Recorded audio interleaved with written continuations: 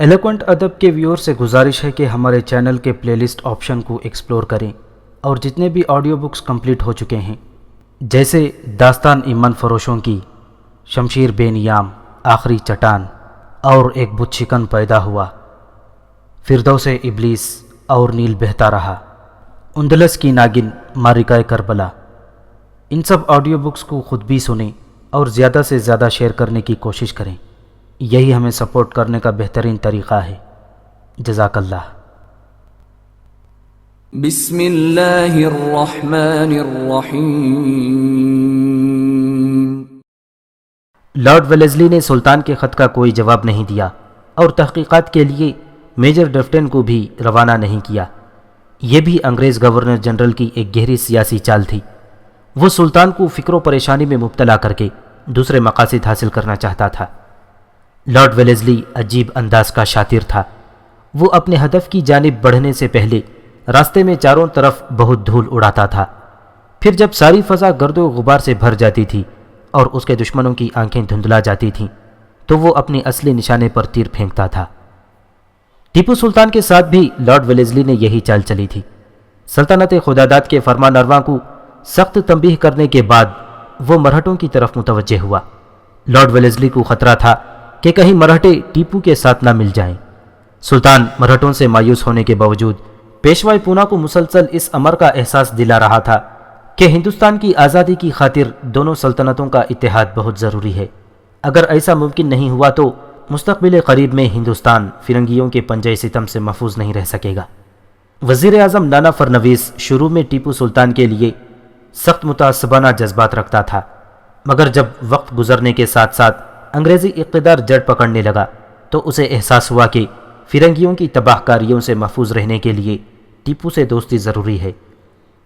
Lord ویلیزلی نانا فرنویس کے ان خیالات سے پوری طرح باخبر تھا، اس لیے وہ مرہٹوں اور ٹیپو کے درمیان ایسی خلیج حائل کر دینا چاہتا تھا جو کسی طرح بھی عبور نہ کی جا سکے۔ پھر لارڈ ویلیزلی نے ایک اور عجیب چال چلی۔ چند سالوں سے دربار پونا آپس میں اختلافات اور سازشوں کا مرکز بنا ہوا تھا، اور جب لارڈ ویلیزلی ہندوستان کے ساحل پر اترا اس وقت وزیر اعظم نانا فرنویس دولت راؤ سندھیا کی قید میں تھا اور مسند پیشوائی پر باجی راؤ مطمئن تھا۔ دولت راؤ سندھیا باجی راؤ پیشوا کا محافظ و نگران تھا اور مرہٹوں میں سب سے زیادہ طاقتور حکمران بھی تھا، اس لیے لارڈ ویلیزلی نے دولت راؤ سندھیا کو پونا سے ہٹا دینا چاہا۔ اس نے پونا کے انگریز سفیر کو لکھا کہ نانا فرنویس کی رہائی کے لیے اس شرط پر کوشش کرے کہ وہ انگریزوں کا طرفدار رہے۔ ابھی انگریز سفیر کو لارڈ ویلیزلی کا یہ خط موصول بھی نہیں ہوا تھا کہ مرہٹوں نے خود آپس میں سمجھوتا کر لیا اور نانا فرنویس کو قید سے رہائی مل گئی۔ جب مرہٹوں میں نفاق ڈالنے کی یہ کوشش ناکام رہی تو لارڈ ویلیزلی نئے منصوبے پر غور کرنے لگا۔ کچھ دن بعد لارڈ ویلیزلی نے پونا میں متعین انگریز سفیر کرنل پالمر کو ایک طویل خط لکھا۔ میں نہیں جانتا کہ دولت راؤ سندھیا اور ٹیپو سلطان کے درمیان کوئی معاہدہ طے ہوا ہے یا نہیں، پھر بھی سندھیا کی طاقتور فوج کا پونا میں رہنا ہمارے لیے بہت زیادہ خطرناک ہے۔ اگر تم ہندوستان میں انگریزی اقتدار کی بقا چاہتے ہو تو کسی نہ کسی طرح دولت راؤ سندھیا کو پونا چھوڑ دینے پر مجبور کر دو۔ میں بھی اس سلسلے میں دن رات غور و فکر کر رہا ہوں، تم بھی مسلسل سوچتے رہو۔ مرہٹوں میں دولت راؤ سندھیا کی فوج ہی ایک ایسی فوج تھی جو میدان جنگ میں کارگر ثابت ہو سکتی تھی، ورنہ پیشوائی پونا کی ذاتی طاقت تو اس قدر محدود تھی کہ اس کا ہونا نہ ہونے کے برابر تھا۔ آخر لارڈ ویلیزلی کے عیار ذہن نے ایک اور منصوبہ تراش لیا تھا۔ مرہٹوں نے پانی پت کے میدان میں احمد شاہ ابدالی سے ایسی عبرتناک شکست کھائی تھی کہ آج تک اس شکست کے زخم ہرے تھے اور ان سے مسلسل خون رستا رہا تھا۔ مرنے کے بعد بھی احمد شاہ ابدالی کے جاہ و جلال کا یہ عالم تھا کہ اس کا نام سن کر بھی مرہٹے لرز جاتے تھے۔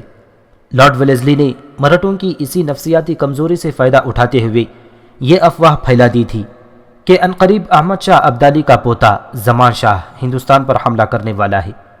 اس کے ساتھ ہی دولت راؤ سندھیا کو مشورہ دیا گیا کہ وہ اپنے شمالی مقبوضات کو بچانے کی فکر کرے۔ اس مشورے کا ایک ہی مقصد تھا کہ دولت راؤ سندھیا زمان شاہ کے حملے کی خبر سن کر گھبرا جائے اور پھر اسی خوف و ہراس کے عالم میں پونا چھوڑ کر شمالی ہند کی طرف چلا جائے۔ لارڈ ویلیزلی کا منصوبہ اپنی جگہ مکمل تھا، مگر دولت راؤ سندھیا پر زمان شاہ کے فرضی حملے کی خبر کا کوئی اثر مرتب نہیں ہوا۔ اور وہ برابر پونا میں مقیم رہا۔ اپنی اس چال کی ناکامی پر لارڈ ویلیزلی کچھ دیر کے لیے شدید جھنجھلاہٹ کا شکار نظر آنے لگا، مگر چند روز بعد ہی اس کے ہونٹوں پر وہی پرفریب مسکراہٹ نظر آنے لگی۔ ابھی دولت راؤ سندھیا پونا میں مقیم تھا کہ لارڈ ویلیزلی نے کرنل کولنس کو سفیر بنا کر گوالیار روانہ کیا۔ گوالیار دولت راؤ سندھیا کا پایا تخت تھا۔ لارڈ ویلیزلی کی طرح کرنل کولنس بھی شاطرانہ چالیں چلنے میں بڑی مہارت رکھتا تھا۔ جب کرنل گوالیار کی طرف روانہ ہونے والا تھا تو ایک دن پہلے لارڈ ویلیزلی نے اسے تنہائی میں طلب کرتے ہوئے کہا تھا، کرنل، تو میری بساط سیاست کا ایک ایسا مہرہ ہے جس پر میں ناز کرتا ہوں۔ تو خود بہت زیرہ کو دانا ہے، اس لیے میں تجھے کیا سمجھاؤں، مگر پھر بھی اتنا یاد رکھنا کہ تیری شکست میری ذاتی شکست ہوگی۔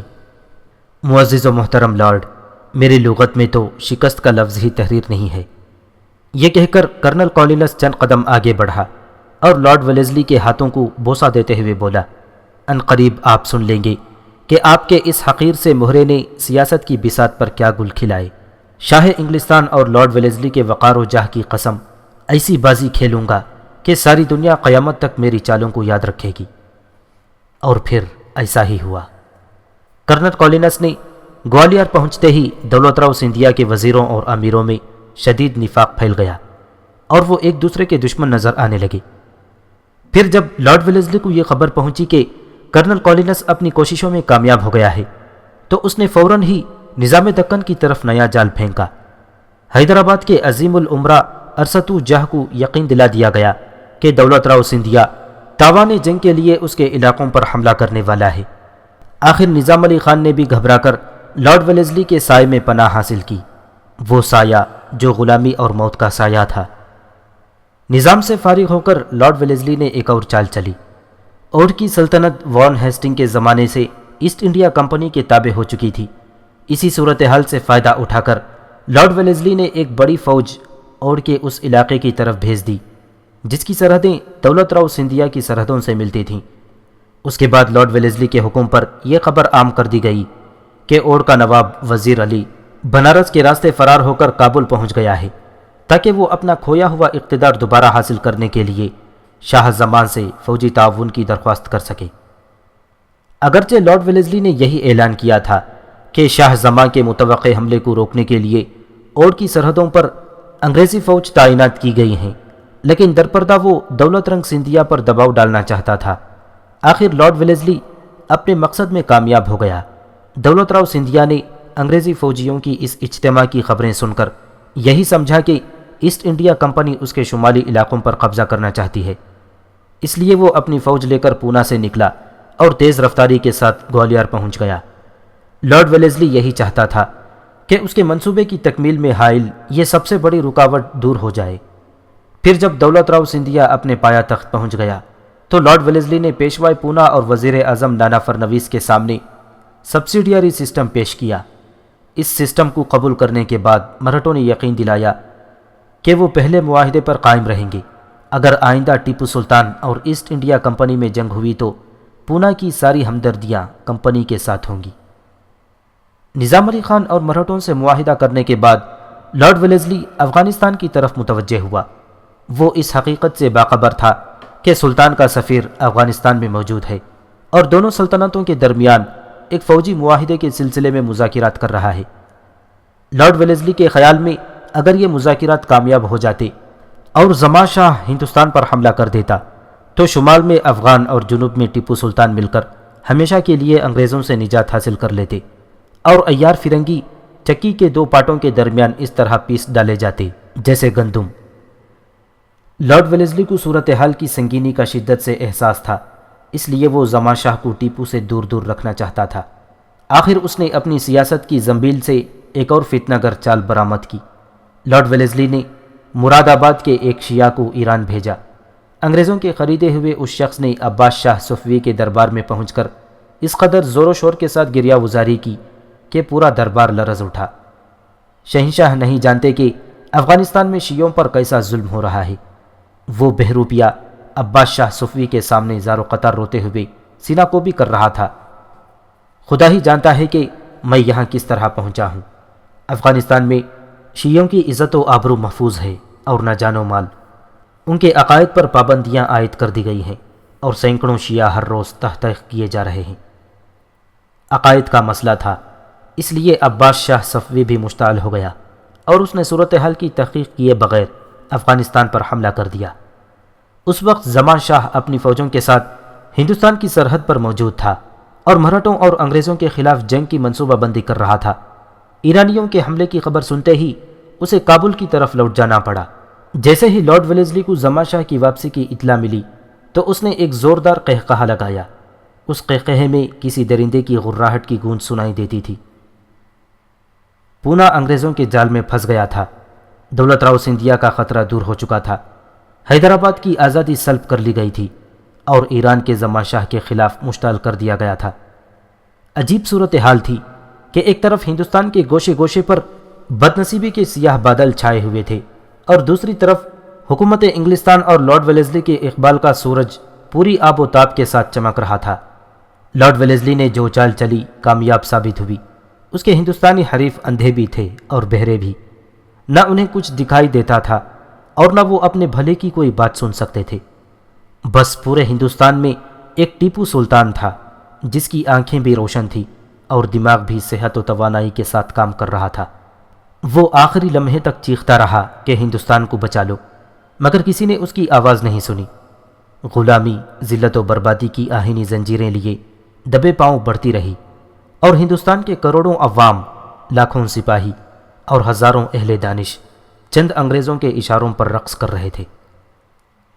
لارڈ ویلزلی کو یقین ہو گیا تھا کہ اب ٹیپو کہیں سے فوجی امداد حاصل نہیں کر سکے گا، اس لیے وہ سلطنت خداداد پر حملہ کرنے کے بہانے ڈھونڈنے لگا۔ لارڈ ویلزلی کو لارڈ کارنوالیس اور جنرل میڈیوز نے بتا دیا تھا کہ سلطان کے امراء اور وزراء کس خماش کے لوگ ہیں، کون کس قیمت پر خریدا جا سکتا ہے اور سرنگا پٹم پر قبضہ کرنے کے آسان طریقے اور راستے کیا ہیں۔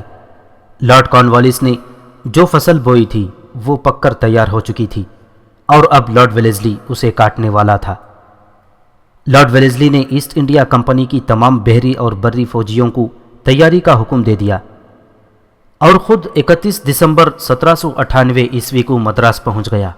دسمبر کے آخر سے 3 فروری تک لارڈ ویلزلی نے ٹیپو سلطان کو کئی خط تحریر کیے۔ ان تمام خطوط میں ایک ہی بات درج ہوتی تھی کہ سلطان انگریز کے بدترین دشمن فرانسیسیوں سے ساز باز کر رہا ہے۔ نمک حرام میر صادق نے لارڈ ویلزلی کے بہت سے خطوط سلطان تک پہنچنے ہی نہیں دیے، اگرچہ ان خطوط کے موصول ہونے یا نہ ہونے سے کوئی فرق نہیں پڑتا تھا، لیکن پھر بھی اتنا ضرور ہوتا کہ سلطان تمام صورتحال سے باخبر رہتا اور آخر وقت تک کوئی نہ کوئی تدابیر اختیار کرتا تاکہ سلطنت خداداد کو جنگ سے محفوظ رکھا جا سکے۔ لارڈ ویلزلی نے جنوری 1799 عیسوی کے آغاز میں سلطان کو آخری خط تحریر کیا۔ اس خط کے ساتھ سلطان ترکی کا وہ فرمان بھی منسلک تھا جس میں حکومت ترکی نے فرانسیسیوں کے خلاف اعلان جہاد کیا تھا۔ اس فرمان کا حوالہ دیتے ہوئے لارڈ ویلزلی نے لکھا تھا، سلطان ترکی کے اس اعلان جہاد کے بعد سلطنت خداداد پر بھی لازم ہے کہ وہ اپنی سرزمین پر موجود تمام فرانسیسیوں کو قتل کر ڈالے اور اگر یہ ممکن نہ ہو تو انہیں گرفتار کر کے ہمارے حوالے کر دے۔ جواباً ٹیپو سلطان نے لارڈ ویلزلی کو تحریر کیا، میری غیرت یہ گوارا نہیں کرتی کہ جس قوم کے افراد نے ہر آڑے وقت میں سلطنت خداداد کا ساتھ دیا ہو میں انہیں کسی جرم کے بغیر قتل کرا دوں۔ میں انہیں گرفتار کر کے تمہارے حوالے بھی نہیں کر سکتا کہ تمہارے دل فرانسیسیوں کی طرف سے صاف نہیں ہیں۔ مجھے یقین ہے کہ تم ان باوفا لوگوں کو اپنی سیاست کے مقتل میں بھیڑ بکریوں کی طرح ذبح کر ڈالو گے۔ واضح رہے کہ میری سلطنت میں مقیم چند فرانسیسی برطانوی اقتدار کے لیے خطرہ نہیں بن سکتے۔ میں ایسٹ انڈیا کمپنی کو اپنے فرانسیسی دوستوں کی طرف سے ضمانت فراہم کرتا ہوں۔ مجھے جو کچھ کہنا تھا سو کہہ چکا، پھر بھی اگر آپ کی دوستی کے معاہدے میں فرانسیسیوں کا قتل عام شامل ہے تو میں اس دوستی سے انکار کرتا ہوں۔ جب سلطان کی طرف سے لارڈ ویلزلی کو یہ خط تحریر کیا جا رہا تھا اس وقت تمام فرانسیسی افسر ٹیپو کی خدمت میں حاضر ہوئے تھے اور انہوں نے بیک زبان کہا تھا، سلطان ذی وقار، دوستی آپ کے نام پر ہمیشہ نازاں رہے گی۔ ہمارے مذاہب جدا ہیں، عقائد مختلف ہیں، مگر پھر بھی آپ نے رفاقتوں کا حق ادا کر دیا ہے۔ یہ کہتے کہتے فرانسیسی افسر آپ دیدہ ہو گئے۔ ہم کھلی آنکھوں سے دیکھ رہے ہیں کہ لارڈ ویلیزلی کے ارادے نہایت خطرناک ہیں۔ آپ واقف نہیں کہ وہ فرانسیسیوں سے کس قدر نفرت کرتا ہے۔ تو پھر ٹیپو نے فرانسیسی افسروں کی طرف سوالیہ نظروں سے دیکھا۔ یہ سلطنت خداداد کی بقا کا مسئلہ ہے، آپ ہمیں لارڈ ویلیزلی کے حوالے کر دیں اور اپنے اقتدار کو بچانے کی فکر کریں۔ ہمارا کیا ہے، ہم تو محض سپاہی ہیں، آج اگر بچ گئے تو کل کسی دوسرے محاذ پر قتل ہو جائیں گے۔ فرانسیسی افسروں کی بات سن کر سلطان کے چہرے کا رنگ بدل گیا اور اس کی آنکھوں میں غبار سا نظر آنے لگا۔ اگر آپ اسے ہماری قربانی تصور کرتے ہیں تو یہ ایک بہت شریف النفس آقا اور بہت ہی لائق احترام دوست کے لیے نہایت حقیر قربانی ہوگی۔ فرانسیسی افسروں کی زبان سے ادا ہونے والا ایک ایک لفظ سچا تھا اور اس سچائی کی جھلک ان کے چہروں پر نمایاں تھی۔ یہ کیسے ممکن ہے؟ جوش جذبات میں ٹیپو چیخ اٹھا۔ میں اپنے بچوں کو بطور یرغمال لارڈ ویلیزلی کے پاس بھیج سکتا ہوں اور ماضی میں ایسا کر بھی چکا ہوں، مگر ایک خود غرض جھوٹے اور منافق انسان کی ہوس پر اپنے دوستوں کو کس طرح قربان کر دوں؟ خدا کی قسم، میں ایسی بقا نہیں چاہتا جو فنا کی ہم رنگ ہو۔ میں تمہارے جذبہ ایثار کی قدر کرتا ہوں، مگر آنے والی نسلوں سے یہ سننا نہیں چاہتا کہ ٹیپو اپنے چند روزہ اقتدار کے لیے سیاست کی نیلام گاہ میں دوستوں کی قربانیاں بھی فروخت کر گیا۔ مجھے ہرگز ایسا اقتدار نہیں چاہیے جس کی بنیادیں اہل وفا کی لاشوں پر رکھی ہوں۔ ٹیپو کی آنکھیں بھی اشکوں سے لبریز تھیں۔ اگر ہو سکے تو بلا تاخیر تم لوگ یہاں سے چلے جاؤ۔ میں نے انگریزوں سے، ہندوؤں سے، مسلمانوں سے، اپنوں سے اور بیگانوں سے، غرض ہر شخص سے حسن ظن رکھا، مگر یہ لوگ مجھے احمق و ناداں سمجھتے ہیں۔ خدا ہی بہتر جانتا ہے کہ میں ناداں ہوں یا پوری ہندوستانی قوم بدترین حماقت کا شکار ہے۔ لارڈ ویلیزلی کے مطالبات ابھی اور بڑھیں گے۔ ان قریب وہ یہ مطالبہ بھی پیش کرے گا کہ میں اس کی غلامی قبول کر لوں۔ خیر، یہ تو آزمائش کے وقت ہی پتہ چلے گا کہ میں نے کسے قبول کیا اور کسے ٹھکرا دیا۔ اللہ مجھے فتنوں کے اس ہجوم میں ثابت قدم رکھے۔ پھر بھی میری یہ خواہش ہے کہ تم لوگ جلد از جلد یہاں سے چلے جاؤ۔ مجھے جس دن کا انتظار تھا شاید وہ آ چکا ہے، مگر یاد رکھو کہ آنے والا دن میرے اور تمہارے لیے خوشگوار نہیں ہوگا۔ سلطان نے انتہائی اعلیٰ ظرفی کا مظاہرہ کرتے ہوئے فرانسیسی افسروں اور سپاہیوں کو سلطنت خداداد سے چلے جانے کی اجازت دے دی، لیکن وہ بھی غیرت مند لوگ تھے۔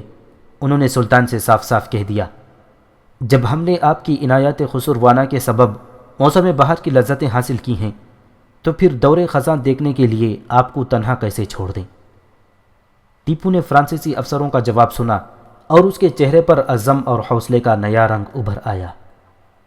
اپنے خط کے آخر میں سلطان نے لارڈ ویلیزلی کو مخاطب کرتے ہوئے لکھا، اگر آپ چاہیں تو میجر ڈفٹن کو بھیج سکتے ہیں تاکہ میں آپ کے نمائندے سے ایسٹ انڈیا کمپنی کے مفادات اور ان کے تحفظ پر تفصیلی گفتگو کر سکوں۔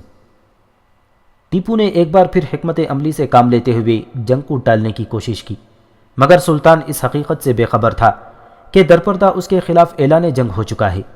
خط و کتابت اور نئے نئے شرائط نامے پیش کرنا تو لارڈ ویلیزلی کی ایک گہری چال تھی۔ وہ سلطان کو لفظوں کے گورکھ دھندے میں الجھا کر اپنی فوجی کارروائی جاری رکھنا چاہتا تھا۔ نتیجتاً لارڈ ویلیزلی نے سلطان کے آخری خط کا جواب دینے کی ضرورت محسوس نہیں کی۔ لارڈ ویلیزلی نے جنوری 1999 عیسوی کے وسط میں انگریزی فوج کے سپہ سالار جنرل ہیرس کو ایک طویل خط تحریر کیا۔ مجھے معلوم ہے کہ سلطان کے تمام امراء، وزراء اور باج گزار اس سے سخت بیزار ہیں اور ہماری پناہ میں آنے کے لیے بے قرار ہیں۔ وہ سلطنت خداداد کے جابرانہ نظام سے نجات چاہتے ہیں اور اپنی دستگیری کے لیے ہمیں مسلسل آوازیں دے رہے ہیں۔ اس موقع پر ہماری خاموشی ایک بہت بڑے اخلاقی جرم کی مترادف قرار پائے گی، اس لیے ٹیپو کے خلاف جنگ کرنا عین انصاف ہے اور ہم انصاف قائم کرنے ہی کے لیے ہندوستان آئے ہیں۔ جنرل ہیرس نے 1 ماہ میں اپنی فوجی تیاریاں مکمل کیں اور پھر 22 فروری 1799 عیسوی کو ٹیپو کے خلاف اعلان جنگ کر دیا گیا۔ انگریزی فوجیں 2 ماہ پیشتر ہی سے سرحد پر موجود تھیں، برق رفتاری کے ساتھ سلطنت خداداد کی جانب بڑھیں۔ فرنگی لشکر کے ساتھ حیدرآباد کی فوجیں بھی تھیں جن کی قیادت میر عالم کر رہا تھا۔ یہ تمام فوجیں اپنے طور پر انتہائی خفیہ انداز میں آگے بڑھ رہی تھیں، مگر دراصل انہیں کوئی روکنے والا ہی نہیں تھا۔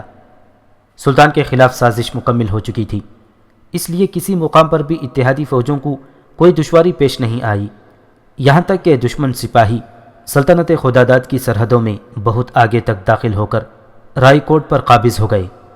اس کے بعد انگریزی فوج کے سپاہی اور جاسوس ان غداروں کے مکانوں میں روپوش ہو گئے جو اس سازش میں شریک تھے۔ یہ ٹیپو کی بدقسمتی تھی کہ انگریز سپاہیوں اور جاسوسوں کو پناہ دینے والے زیادہ تر مسلمان تھے۔ لارڈ ویلیزلی کی طرف سے اپنے آخری خط کا جواب نہ ملنے پر سلطان کسی نئے خطرے کی آہٹ محسوس کر رہا تھا۔ پھر جب اس نے وزیر اعظم میر صادق علی اور وزیر خزانہ پورنیا کو بلا کر اپنے اندیشوں کا اظہار کیا تو یہ دونوں نمک حرام انتہائی پرجوش لہجے میں کہنے لگے، انگریزوں کی کیا مجال کہ وہ سلطنت خداداد کی حدود میں قدم بھی رکھ سکیں۔ سلطان میر صادق اور پورنیا پر بے حد اعتماد کرتا تھا، اس لیے ان کا جواب سن کر بظاہر مطمئن ہو گیا، لیکن درپردہ وہ ایک انجانے سے اضطراب میں مبتلا تھا، اور اضطراب کی وجہ لارڈ ویلیزلی کی خاموشی تھی، جس نے ابھی تک سلطان کے ایک انتہائی اہم خط کا جواب نہیں دیا تھا۔ جنرل ہیلس کی قیادت میں ایک انگریزی فوج مدراس کی جانب سے سلطنت خداداد کی جانب بڑھ رہی تھی، اور دوسری انگریزی فوج جنرل سٹیورٹ کی قیادت میں ملبار اور کورگ کے راستے سے سرنگا پٹنم کی طرف آ رہی تھی۔ پھر جب اتحادیوں کی تمام فوجیں سلطنت خداداد کے انتہائی حساس مقامات تک پہنچ گئیں تو سلطان کو خبر ہوئی کہ اس کے خلاف اعلان جنگ کیا جا چکا ہے۔ ٹیپو اپنے 13 فروری کے لکھے ہوئے خط کے جواب کا انتظار کر رہا تھا، مگر اچانک اس پر یہ راز کھلا کہ اس کے خط کے جواب میں فوج کشی کی گئی ہے۔ بڑے سنگین لمحات تھے، لیکن ٹیپو نے ہمت نہیں ہاری۔ وہ انگریزی فوج کے مقابلے کے لیے دارالحکومت سے نکلا اور 3 دن کے مختصر سے وقت میں پریا پٹن پہنچ گیا۔ وہ 5 مارچ کی قہر آلود صبح تھی۔ پریا پٹن کا میدان خیموں سے بھرا ہوا تھا، جس میں سلطان کا سبز خیمہ بہت نمایاں نظر آ رہا تھا۔ جب کورگ کے راجا نے سدرا سیر کی پہاڑی سے یہ منظر دیکھا تو گھبرا گیا۔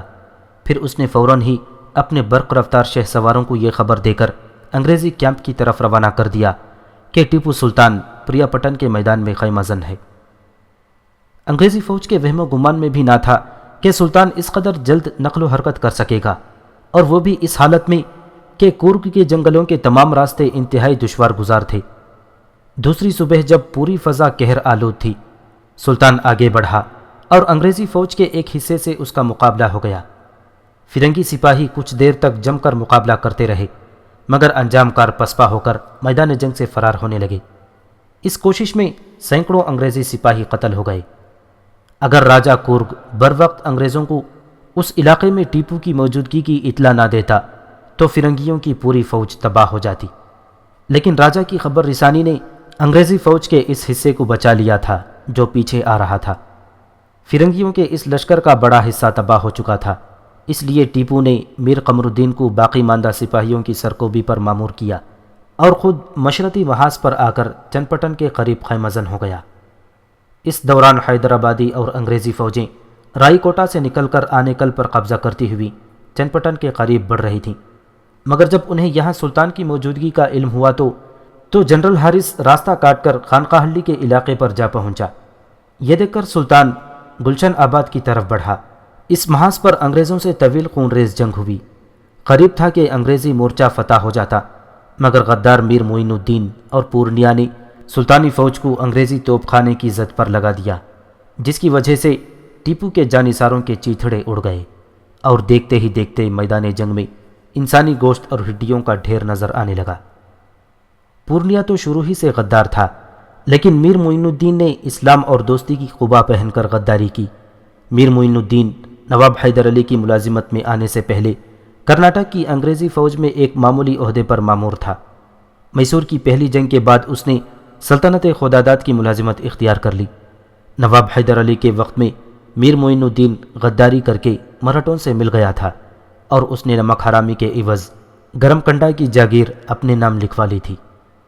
مراٹھوں کے جانے کے بعد جب صورتحال یکسر بدل گئی تو میر معین الدین نے نواب حیدر علی کے پیروں پر سر رکھ دیا۔ نواب حیدر علی ایک اعلیٰ ظرف انسان تھا، اس لیے اس نے میر معین الدین کو معاف کر دیا۔ یہی خوبی ٹیپو سلطان میں بھی تھی کہ وہ امان طلب کرنے پر اپنے بدترین دشمنوں کو بھی معاف کر دیتا تھا۔ آخر یہی خوبی باپ اور بیٹے دونوں کے لیے ایک عذاب بن گئی۔ ریاست کے بے ضمیر افراد بار بار بدعہدی کرتے تھے اور نواب حیدر علی اور ٹیپو سلطان کی طرف سے بار بار انہیں معاف کر دیا جاتا تھا۔ انجام کار عفو و درگزر کے اس مظاہرے نے بے شمار غداروں کی پرورش کی اور پھر یہی غدار سلطنت خداداد کی تباہی کا سبب بن گئے۔ میر معین الدین بھی انہی غداروں میں سے تھا جو دن رات ٹیپو سلطان کی وفاداری کے ترانے گاتے رہتے تھے، مگر درپردہ مناسب وقت کے انتظار میں تھے کہ کب انہیں موقع ملے اور کب وہ اسلامی سلطنت کو فرنگیوں کے ہاتھوں فروخت کر ڈالیں۔ میر معین الدین نے میسور کی تیسری جنگ میں انتہائی وفاداری کا مظاہرہ کیا تھا۔ یہی وجہ تھی کہ سلطان نے اس کی فوجی خدمت سے خوش ہو کر اسے سپہ سالاری کے عہدے پر ترقی دے دی تھی۔ پھر رقیہ بانو کی موت کے بعد ٹیپو نے 1795 عیسوی میں میر معین الدین کی بیٹی خدیجہ زمانی بیگم سے نکاح کر لیا۔ سلطان کی اس بیوی سے 2 سال کے بعد ایک لڑکا پیدا ہوا، مگر چند روز بعد ہی زمانی بیگم اور بچے کا انتقال ہو گیا۔ میر معین الدین نہ صرف سلطنت خداداد کی افواج کا سالار تھا بلکہ رشتے میں سلطان کا خسر بھی تھا، مگر غداروں کی نظر میں نہ کوئی حوالہ معتبر ہوتا ہے اور نہ کوئی رشتہ۔ اس نے اپنے سرکاری منصب سے بھی غداری کی اور قریب ترین رشتے کو بھی پامال کر ڈالا۔ میر معین الدین برسوں سے اسی وقت کا انتظار کر رہا تھا جب سلطانی افواج فرنگی لشکر پر غالب آنے لگیں۔ میر معین الدین نے سلطنت خداداد کے جانبازوں کو غلط راستے پر ڈال دیا اور پھر آن کی آن میں ہزاروں سپاہی انگریزی توپوں کی خوراک بن گئے۔ جب سلطان کو اس واقعے کی خبر ملی تو اس نے اپنی تمام فوج جمع کر کے انگریزی لشکر پر حملہ کر دیا۔ سلطان کے جانثار سید غفار، نواب حسین علی خان اور نواب محمد رضا خان فرنگی سپاہیوں پر بھوکے شیروں کی طرح حملہ کر رہے تھے۔ اچانک نواب محمد رضا خان کی گولی لگی اور وہ جاں بحق ہو گئے۔ سلطان نے اشک بار آنکھوں کے ساتھ اپنے وفادار ساتھی کی لاش کو پالکی میں ڈالا اور سرنگا پٹنم روانہ کر دیا۔ نواب محمد رضا خان کی شہادت کے بعد سلطانی افواج کے حملوں میں پہلے سے زیادہ شدت آ گئی تھی۔ بہت ممکن تھا کہ اس بار ایک ایک انگریز سپاہی لقمہ اجل بن جاتا، مگر تقدیر کو کچھ اور ہی منظور تھا۔ عین حالت جنگ میں سلطان کو اپنے جاسوسوں کے ذریعے انتہائی پریشان کن خبریں موصول ہوئیں۔ جاسوسوں نے بتایا کہ میر قمر الدین غداری کر کے دشمنوں سے جا ملا ہے۔ اس نے کورگ میں انگریزی فوج کا مقابلہ نہیں کیا، جس کی وجہ سے جنرل اسٹیورٹ کسی مزاحمت کے بغیر دارالحکومت کے قریب جا پہنچا ہے۔ اس خبر کے سنتے ہی سلطان نے جنگ روک دی اور اپنی فوج کو لے کر سرنگا پٹنم کی طرف بڑھا۔ ٹیپو کے واپس ہوتے ہی اس انگریزی فوج کو جو محصور ہو کر رہ گئی تھی، نئی زندگی حاصل ہو گئی۔ سلطان برق رفتاری کے ساتھ دارالحکومت پہنچا۔ اس کے پیچھے انگریزی فوج بھی روانہ ہوئی جو سرنگا پٹنم کے قریب جنرل اسٹیورٹ کی فوج سے آ کر مل گئی۔ پھر ان دونوں فوجوں نے مل کر ان مورچوں پر قبضہ کر لیا جو سلطان نے قلعے کے سامنے شمال میں تعمیر کیے تھے۔ یہاں بھی انگریز سپاہیوں کو کسی مزاحمت کا سامنا نہیں کرنا پڑا۔ وہ دارالحکومت کے انتہائی حساس مقامات تک اس طرح پہنچ گئے جیسے اپنے گھر میں چہل قدمی کر رہے ہوں۔ جنرل حارث جس فوج کی قیادت کر رہا تھا، اس نے ہوسہرلی کے قریب سے دریا عبور کیا اور قلعے کے عین مقابل جنوب میں واقع ایک ایسے باغ میں داخل ہو گئی جو بہت زیادہ گنجان تھا۔ اس باغ سے قلعے کی فصیل تک درمیان میں صرف دریائے کاویری اور ایک خندق تھی۔ یہاں دریا کی چوڑائی بہت کم رہ گئی تھی۔ مختلف مقامات پر ایسی پتھریلی زمین ہے جو برسات کے موسم کے علاوہ ہمیشہ خشک رہتی ہے۔ اس جگہ کو آسانی کے ساتھ عبور کیا جا سکتا ہے۔ یہاں فصیل کی اونچائی بھی کچھ زیادہ نہیں۔ سلطان کے عمرہ اور فوجی افسروں کی سازش سے جنرل حارث اور اس کے سپاہی ایک اہم مورچے تک پہنچ گئے تھے۔ گھنے درختوں کے باعث باغ میں چھپی ہوئی فوج قلعے کی فصیل سے نظر نہیں آتی تھی، اس لیے سلطان کے جانثاروں کو احساس بھی نہ ہو سکا کہ دشمن کے ہاتھ ان کی شہ رگوں تک آ پہنچے ہیں۔ یہ قلعے کا سب سے کمزور پہلو تھا جس کی نشاندہی غدار میر قاسم علی نے کی تھی، اور اسی نے انگریزی فوجوں کو ہوسہرلی کے محفوظ راستے سے لا کر باغ میں ٹھہرایا تھا۔ میر قاسم علی کی تمام عمر سلطانی ملازمت میں بسر ہوئی تھی۔ اس کا وطن ریاست حیدرآباد کی سرحد پر واقع تھا، اور یہ بھی میر صادق علی اور میر غلام علی کی طرح حسن بن صباح کا ماننے والا تھا۔ ایک بار میر قاسم سلطان سے رخصت لے کر اپنے وطن جا رہا تھا۔ اس کے روانہ ہوتے ہی میر صادق علی اور پورنیہ نے ٹیپو سے شکایت کی کہ وہ بہت سا سرکاری مال اپنے ساتھ لیے جا رہا ہے۔ سلطان نے فوراً حکم جاری کر دیا کہ میر قاسم علی کو پکڑ کر واپس لایا جائے۔ پھر جب میر قاسم علی کی تلاشی لی گئی تو اس کے پاس سے کسی قسم کا سامان برآمد نہ ہو سکا۔ سلطان نے ایک اعلیٰ ظرف حکمران کی طرح میر قاسم علی سے معذرت کی اور اسے اس کے وطن جانے کی اجازت دے دی۔ میر قاسم علی واپس آیا تو سلطان نے اس کی تالیف قلب کے لیے اسے قلعے داری کے اعلیٰ منصب پر فائز کر دیا۔ مگر میر قاسم علی ایک کینہ پرور انسان تھا۔ اس نے مراعات سلطانی کی کوئی قدر نہیں کی۔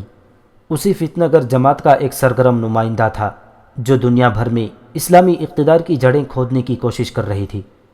میر قاسم علی ایک طرف ٹیپو کی عنایات سے فیضیاب ہوتا رہا اور دوسری طرف نظام حیدرآباد کے توسط سے انگریزوں سے ساز باز کرتا رہا۔ بس اسے کسی مناسب موقع کا انتظار تھا۔ آخر وہ موقع 1798 عیسوی میں اس کے ہاتھ آ گیا۔ ایک دن میر قاسم علی نے ٹیپو کے حضور عرض کرتے ہوئے کہا، سلطان ذی حشم، اب آپ کا یہ خادم بہت تھک گیا ہے، اس لیے درخواست گزار ہے کہ اسے اس عہدے سے سبکدوش کر دیا جائے تاکہ وہ باقی ماندہ زندگی کے دن اپنے وطن میں گزار سکے۔